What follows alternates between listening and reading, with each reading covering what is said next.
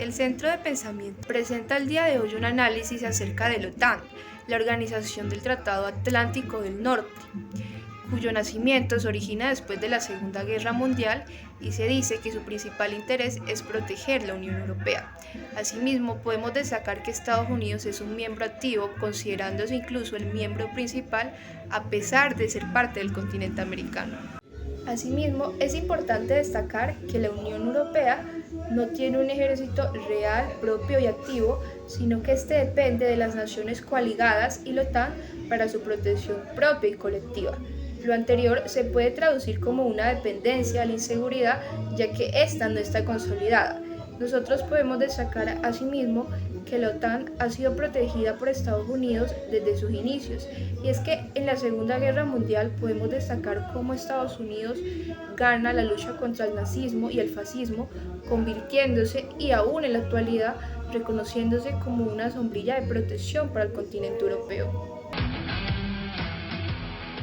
Yo creo que la OTAN es una especie de anacronismo militar heredado de la posguerra, de la Segunda Guerra Mundial, y que sobrevivió durante toda la Guerra Fría enfrentado al Pacto de Varsovia, que era el pacto también militar, que se contraponía a la OTAN y lo dirigía Rusia, el Pacto de Varsovia. Muerta la Unión Soviética en el 90-91, no tenía sentido seguir manteniendo la OTAN, sobre todo a unos costos elevados y un material bélico obsoleto. Pero la gran verdad es que cuando se pensaba que iba a morir, es más, el presidente de los Estados Unidos, Donald Trump, dijo que Estados Unidos iba a retirar de la OTAN y que más bien financiaran ellos su defensa, pues se refería a Europa. Defiéndanse ustedes, Estados Unidos no tiene por qué participar en eso. En cierta medida tenía razón, pero la gran verdad es que la guerra de Rusia y Ucrania revivió la OTAN. Hoy es un pacto militar, el más grande del planeta, el más grande que se ha producido en la historia de la humanidad. Toda Europa, Australia, Japón, en fin, y seguramente vendrán otros.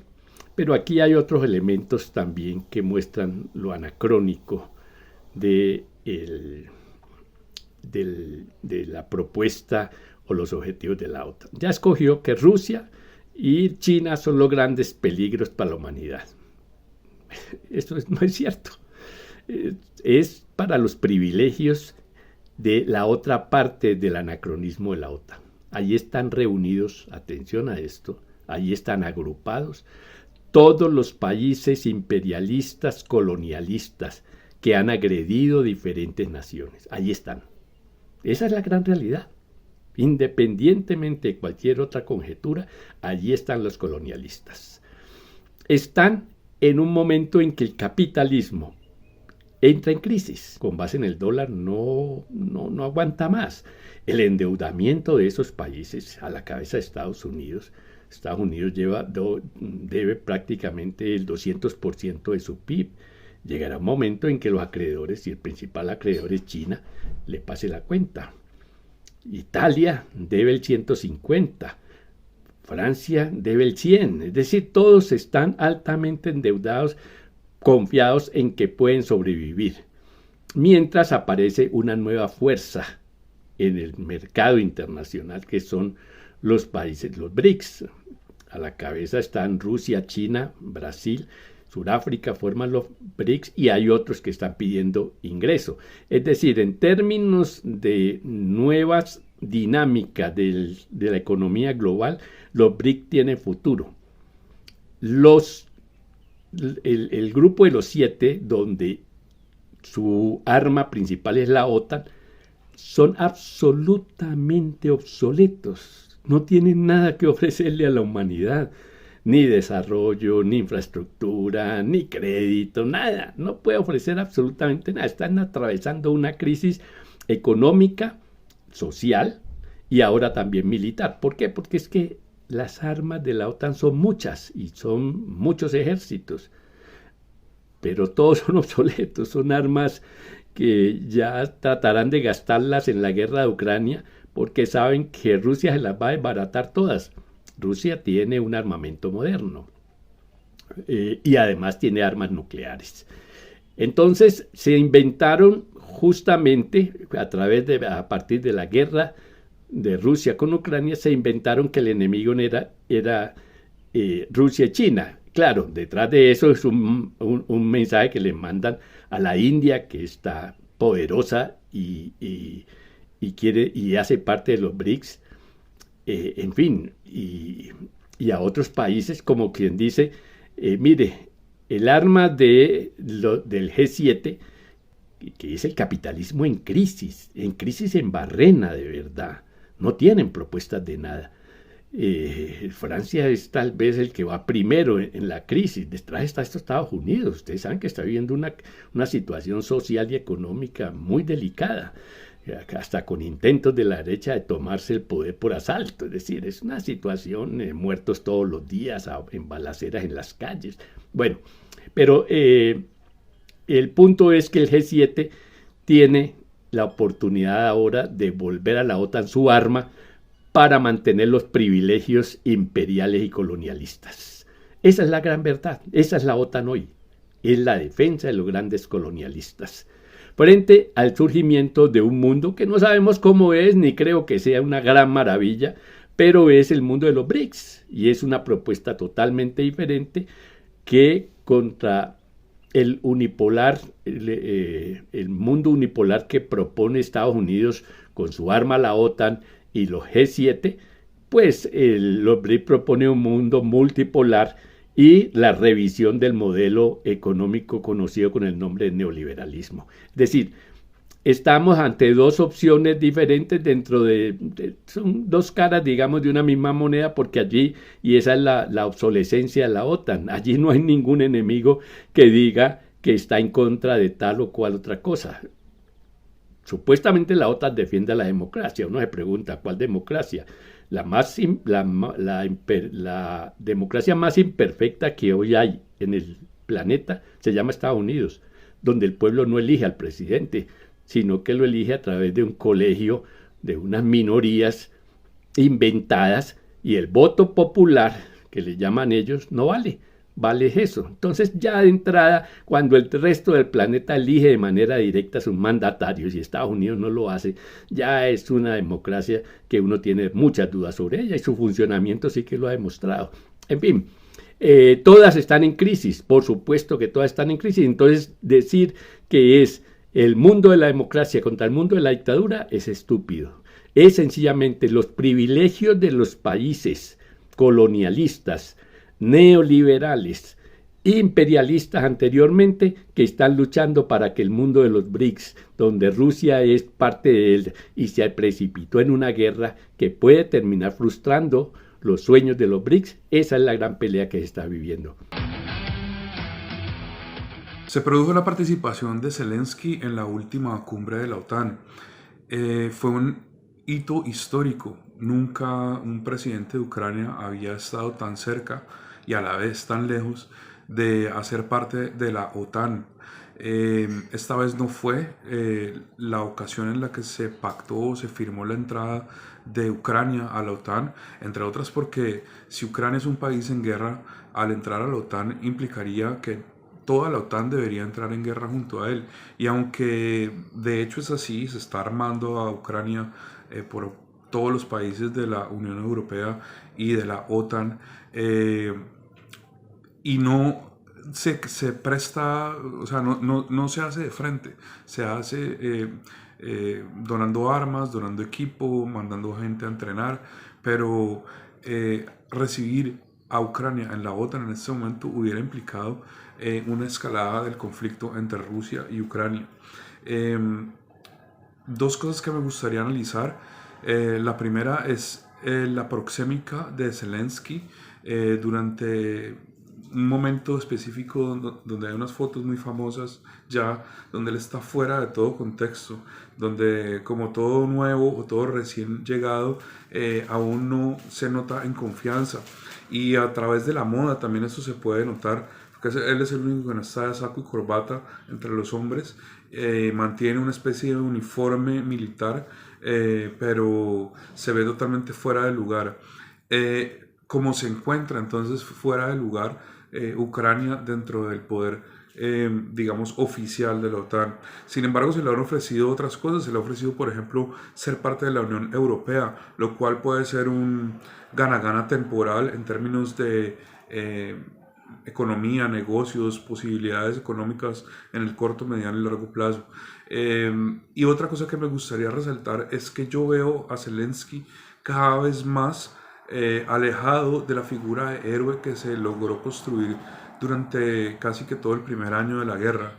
Otro aspecto a analizar sobre la cumbre de la OTAN y la participación de Zelensky es que cada vez más él asume, o creería yo, se está perfilando como un posible mártir de la guerra, ¿no? Entonces creo que para Estados Unidos, que es el gran poder de la OTAN, y China, que es el poder que estaría empujando a Rusia a enfrentarse con la OTAN también, terminarán decidiendo sobre la suerte de Ucrania, y tal vez este hombre, Zelensky, termine convirtiéndose en un mártir que selle el final de la guerra o el inicio de unas negociaciones donde de nuevo China, Rusia y Estados Unidos decidirán qué pasa con el destino final de Ucrania y sus habitantes y sus recursos. La Unión Europea cuenta para su seguridad colectiva con la OTAN.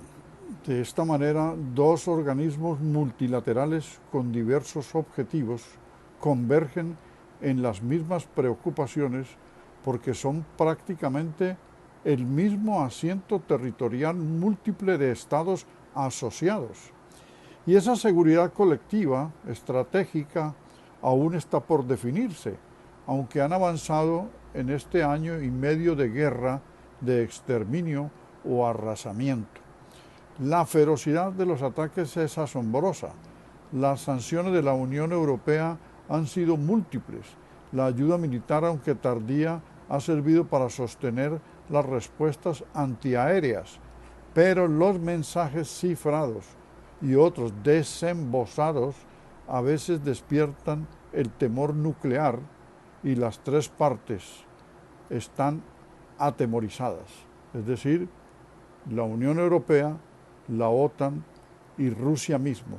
El pulso despierta expectativas letales. La OTAN desde un comienzo ha evitado inmiscuirse directamente, por eso han dilatado el ingreso de Ucrania al Tratado Atlántico, como acaba de ocurrir en Vilna, Lituania. Pero prometieron más colaboración en armamentos. Ahora sí, aviones modernos, artillería antiaérea y bombas racimo, prohibidas por la Convención de Oslo y cuestionadas por su dispersión mortífera, y crearon una instancia especial llamada Consejo OTAN-Ucrania para tratar estos tópicos de colaboración. Es decir, incluyeron colateralmente a Ucrania sin aceptar su membresía, forma hábil de no comprometerse totalmente. Los miembros de la OTAN son conscientes que Ucrania se desgarra y lucha por recuperar la soberanía, pero al mismo tiempo, como escenario de la guerra, lucha por todos, sin ser ese su propósito. Ucrania ha resistido y podrá seguir resistiendo si las ayudas fueran más efectivas.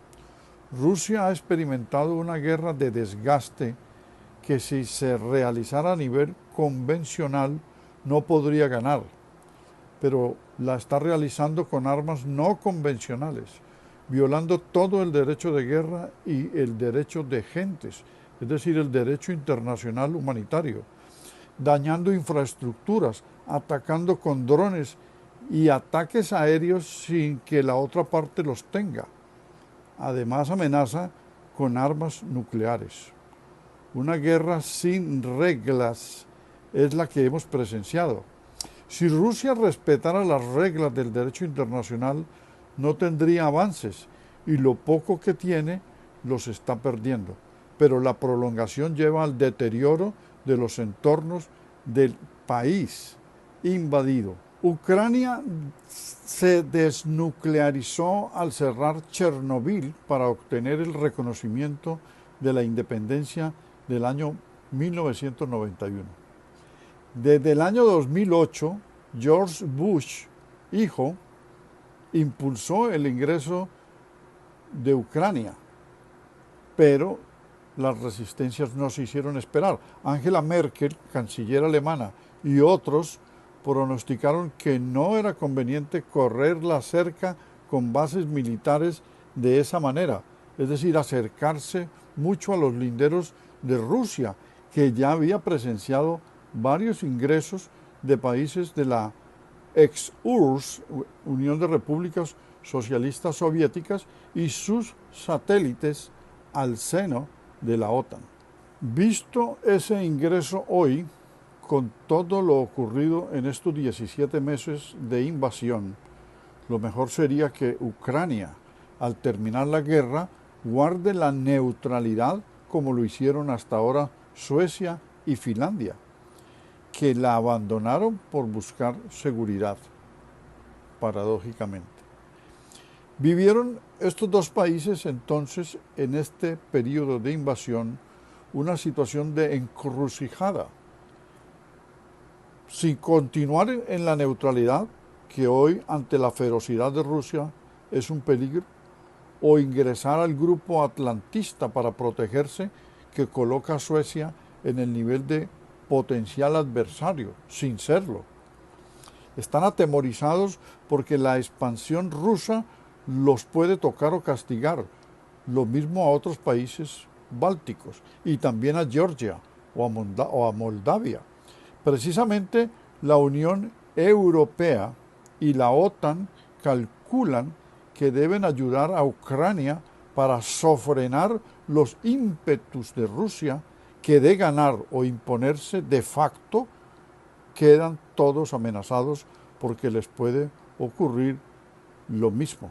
La OTAN es una alianza defensiva, no confundirla con los propósitos de la Unión Europea.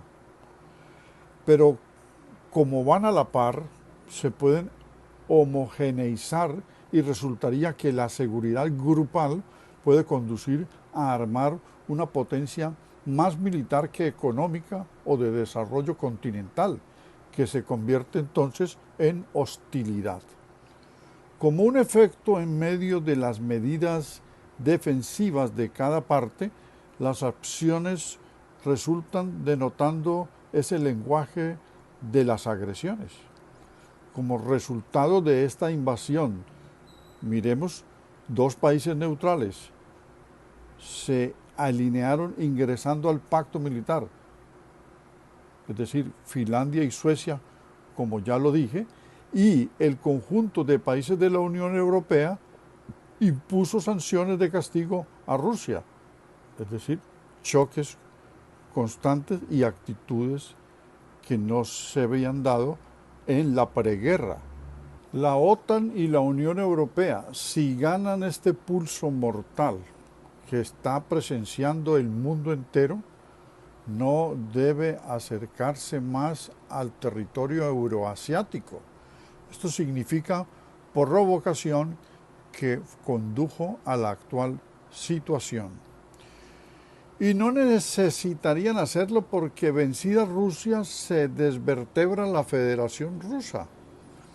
El ingreso de Finlandia y de Suecia va a tener repercusiones, pero ¿de qué otra manera se pueden sentir seguros estos países?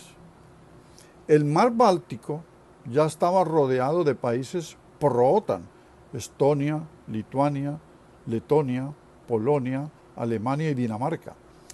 El empeño de la multilateralidad congregada en la ONU, si opera cabalmente, es desnuclearizar el planeta para evitar la hecatombe y recuperar las democracias diluidas. Ni Rusia ni Ucrania desde antes de la guerra mantenían una democracia plena. ni sus dos gobernantes son de izquierda. En ambas partes funciona la corrupción devastadora. Hay mafias y neonazis. Las democracias en otros países de Europa están siendo minadas por las ultraderechas y se abre paso la autocracia en algunos países. Pero Ucrania, cualquiera sea el desenlace de esta guerra, recupere o no los terrenos arrebatados, páctese la paz con cualquiera de los planes propuestos, el de Francia, el de China, el mismo de Zelensky y otras instancias de mediación, Ucrania debería mantenerse en la neutralidad para evitar más adelante otra embestida brutal y sangrienta como esta. Y las partes, llámense la OTAN, la Unión Europea, Estados Unidos, los 12 estados nucleares, China y Rusia, todos, si se quiere evitar una guerra mundial o una guerra nuclear devastadora, todos en aras de recomponer el orden mundial y restablecer el derecho internacional, deben avanzar hacia la desmilitarización de esas bases y la desnuclearización. De no ser así, el desorden mundial seguirá porque la gobernanza mundial quedó desplomada ante esta invasión. Las preocupaciones de la OTAN se han multiplicado. Ya no es solo la tensión con Rusia vivida durante la Guerra Fría y el período postsoviético, vivida también con la guerra de los Balcanes, con los conflictos de Oriente Medio, las convulsiones en Irak, Afganistán, Irán, Siria, Israel, Libia, etc. Ahora se trata de cuidar las relaciones con China, que tiene intereses geopolíticos y económicos dispersos en todos los continentes.